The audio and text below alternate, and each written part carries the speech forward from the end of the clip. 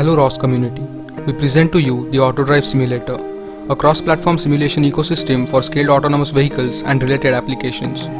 The simulator is developed atop the Unity game engine, which enables simulation of accurate physics and photorealistic graphics. In this video, we brief about some of the prominent components of this simulation system, along with some key features that it has to offer in order to accelerate education and research aimed at autonomous driving.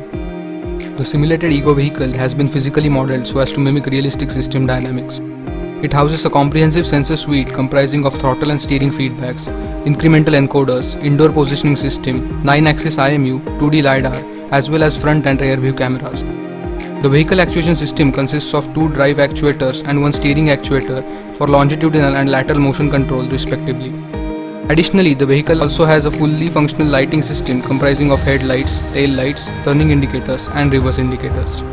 For environment design and development, Autodrive Simulator offers a range of modules that enable reconfigurable construction of the scene. The simulator currently supports 3 road modules, 2 intersection modules, 2 parking modules, 1 non-drivable terrain module and 1 obstruction module. The environment dynamics have also been accurately modeled in order to simulate realistic interaction between environment and the vehicle.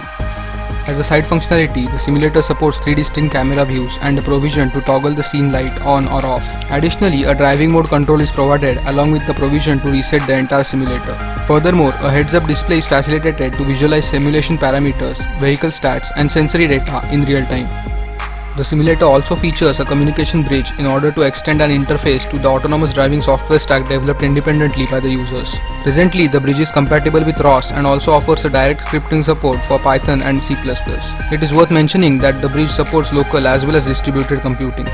We had great fun developing this simulator and contributing to the ROS community. Hope you too had a great time knowing about it. Thank you.